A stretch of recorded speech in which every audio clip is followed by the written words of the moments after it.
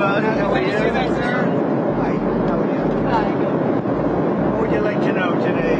Do you start off by telling us the latest with Russia and Ukraine? Are you expecting Zelensky to come visit you? We're having good, I don't know, he would like to come, but I think we should get a deal done first. We're having good talks. We started with Russia. We're having some talks with Russia. Ukraine is doing well. I think they're pretty happy about it. They'd like to see it end. And we won't know for a little while, but we're making progress. What are the big things? We settled 8 wars, and I thought this would be one of the easier ones because of my relationship with President Putin. But this is probably one of the more difficult ones. There's a lot of hatred. You said there were other points of disagreement that were still left to be. Yeah, a few. Can you tell us what those are? Well, it's just the standard things when people are starting to realize it's a good deal for both parties and they got to stop the war.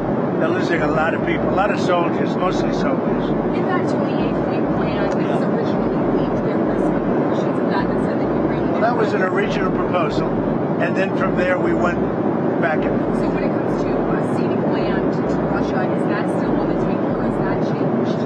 Well, they're talking about going land both ways and trying to clean up a border. You know, you can't go through the middle of a house, you can't go through the middle of a highway. So they're trying to work something. It's a complicated process. It doesn't go that quickly. What about security guarantees and... Well, we're working that out with Europe. Europe will be largely involved in that. We're working that out with Europe. Europe really wants to see it end if possible. There were a lot of Republicans who felt that the first 28-point plan was too favorable to Russia. Have you changed Well, that was just a map. All that was is a map. That was not a plan. It was a concept.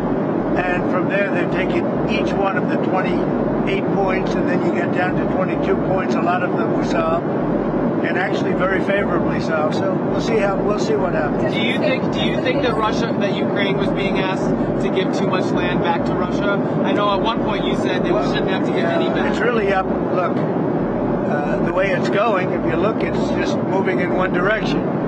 So eventually, that's land that over the next couple of months might be gotten by Russia anyway.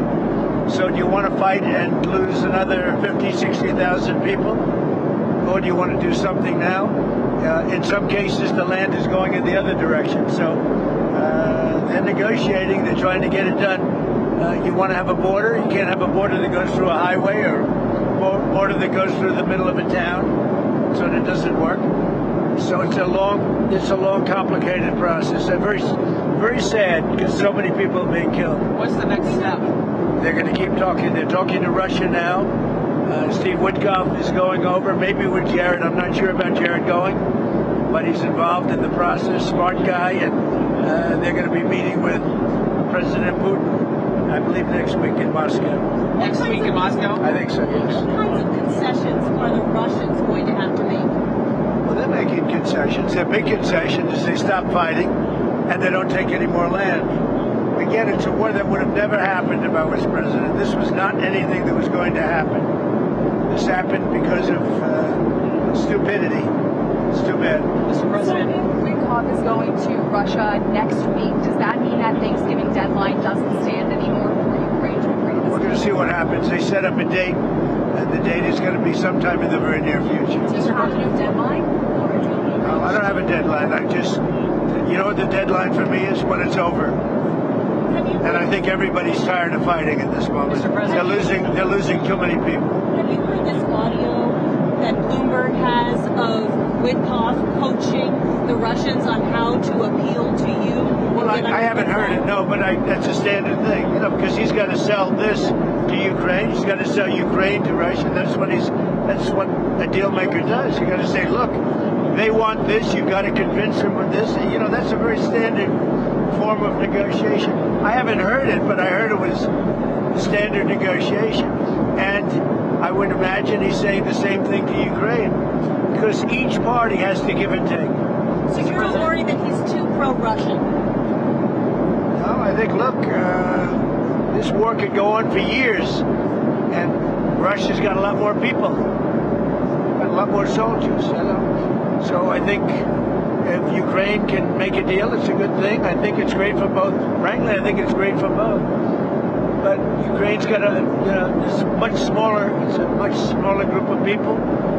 They've lost a lot of people. Russia's lost a lot of people, but Russia has a much bigger pool of people. Mr. President, are you planning to unveil a health care plan anytime soon? Well, we're looking at different alternatives. I mean, I like my plan the best. Don't give any money to the insurance companies. Give it to the people directly. Let them go out and buy their own health care plan. And we're looking at that. If that can work, we're looking at that. That's sort of taken off. That's what I like. Don't give the money to the insurance companies. They go out and buy their own plan. You give the money to the people. I like it the best. Are you planning to extend those subsidies? I'd rather not. Somebody said I want to extend them for 2 years. I don't want to extend them for 2 years. I'd rather not extend them at all. Will you do it? And maybe some kind of an extension may be necessary to get something else done, because the Unaffordable Care Act has been a disaster. It's a disaster. And I said it was when it first got put in. Unfortunately, we lost a couple of Republican votes, and the Democrats voted for it. It's a Democrat plan. And the premiums are going up, and it's the Democrats' fault.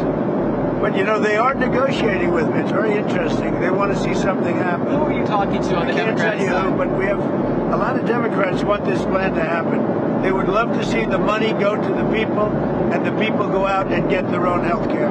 And there would be nothing like it. Are you planning to replace Cash Patel as No, he's doing a good job. This week, Cash Patel? No, he's doing a great job, I think. this week we saw those cases against James Comey and Letitia James tossed out. Do you still have faith in Lindsay Halligan? Oh, she's great. I think she's great. They got out on a technicality, and you'll see what happens from here on. But if you look at the actual charges, I think anybody that looks at it very fairly would say, boy, are they guilty. So let's see what happens over the next week. You know, the court didn't say you couldn't bring the case, re-bring the case, or appeal the case. So they have a lot of options. They're going to call the shot. I'm not calling the shot. But Lindsay's a very talented lawyer, actually. Mr. President, on Venezuela, sir, are you planning to talk to Nicolas Maduro? I might talk to him. We'll see, but we're discussing that with the different staffs. We might talk about Venezuela. Interesting enough, the U.S. this week did, of course, name him the leader of a foreign terrorist organization. So why do you want to talk to him? Say it again. Maduro, the U.S. Yeah, right. designated him the leader of this foreign terrorist organization. Why do you want to talk to him if he's the leader? Or if we can save lives, if we can do things the easy way, that's fine. And if we have to do it the hard way, that's fine too. Mr. President, do you have any reaction? If you carry I'm not on, going to tell you what the goal is. You should probably know what the goal is, but they've caused a lot of problems. And they've sent millions of people into our country. They were probably the biggest abuser with Tren de Aragua and all the others that they sent in, the drug dealers, the drug lords, the people that they sent in, the jailbirds. They opened their jails and prisons and dumped them into the United States. And we're not happy about it. Do you want to, Mr. President, does the any reaction to Mayor Bowser announcing she's not running for re-election in D.C.? Well, I got along with her very well. I liked her. We worked together.